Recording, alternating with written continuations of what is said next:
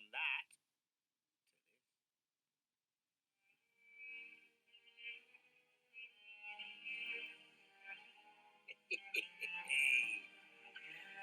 This is me playing at my school assembly. We found this piece of audio for you. You know, it's not me. I think you know that. It wasn't me. It's not me. Sheku, Kanneh-Mason performing at Harry and Meghan's wedding back in 2018. Gosh, that seems such a long time ago. We were glued to the telly watching. Go on. What kind of socks is he wearing? I'm pleased to say he's joining me live from a school somewhere here in London. Happy New Year to you, first of all. Happy New Year. Thank you very much. Where are you, Sheku? I'm at Jessup Primary School, which is in Herne Hill. So it's actually the opposite side of London. South London. South, exactly, very, very much. And I'm here at primary school doing some workshops with the kids for Music Masters, which is a music charity that I've been working with for many years. It's a full-on day, lots of kids and lots of music. So, Music Masters, is that the name of the charity, right? That is, yes. In terms of giving back, because I imagine that's how you would describe it. How important is it to you, I dare say, your siblings, to be seen to be encouraging other young people to get involved in music?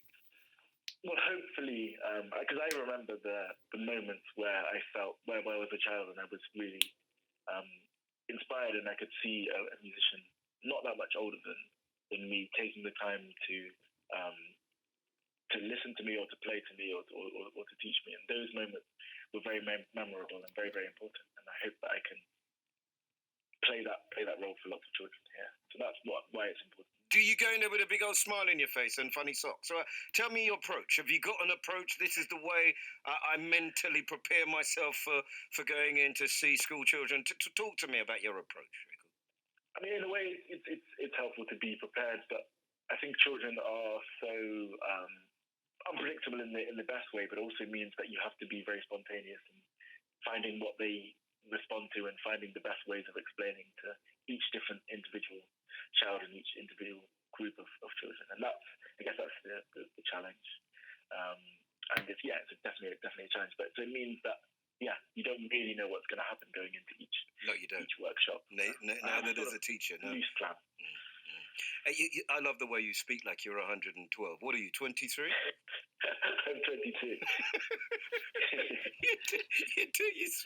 You speak as though you're an old man. So it's so weird and a bit of a coincidence. Today, I've just spoken to Ronnie Scotts for doing this whole, what they're calling an instrument amnesty, which is to do with people bringing their old instruments in and them retuning them, redefining them, to whatever they need to do, to give them to children and young people who may not or otherwise get an opportunity to play music. And then I get the opportunity to speak to you, going, a stupid question, but then I get paid to ask stupid questions as you get paid to play wonderful musical instruments. How important do you think music has been to your life and can be to other young people's lives?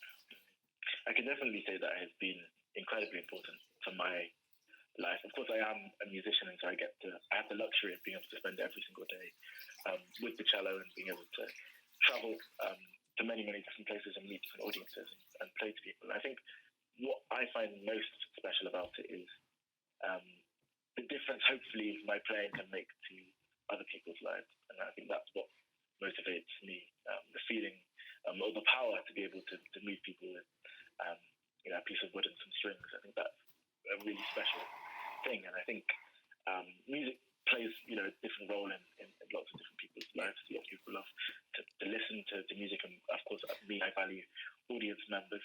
That's such an important part of music as well, and to have the opportunity to learn an instrument there is can be really, really incredible. You can really see, I see from their experiences of coming into these primary schools with Music Masters is how their confidence and creativity is nurtured and how their faces light up when you play a thing in a certain way or explain Ah, it. wow. Well, To that's make what it I was gonna. That's what I was gonna ask you because, in terms of funny enough, I've met a few people that play the cello, and the cello is a really interesting instrument because you think of it as being something remote and far away and distant, but actually you can play it in quite a contemporary way. Have you been challenged in how? Because you've got to contact them, haven't you?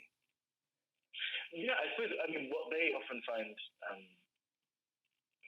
very interesting, what they often engage with is if you um, you play a certain sound that they um, can hear, and then you explain how that sound is made, and then you get them to try and recreate that same sound, and when they feel that they've got it, that's such a wonderful feeling that they have. I think it's a great way to do it. I honestly think it's fantastic. Just a couple of quick questions. I do have to ask you the obligatory Meghan and Harry one, but let me try and ask it in a slightly different way.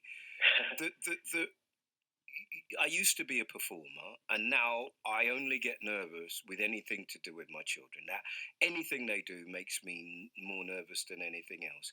In that moment, how did you control your nerves, ergo your fingers, the shaking? Was there a trick that you used that you could help other people with? I don't know if it is a special trick. I suppose I always think that the best thing is to control the things that you can control, and the main thing is practicing. You can control how much you practice and really put the effort and the hours and the focus into before the performance. And I think if you've done the right amount of work, then that's the big bulk of what you can control. Things you can't control is the weather.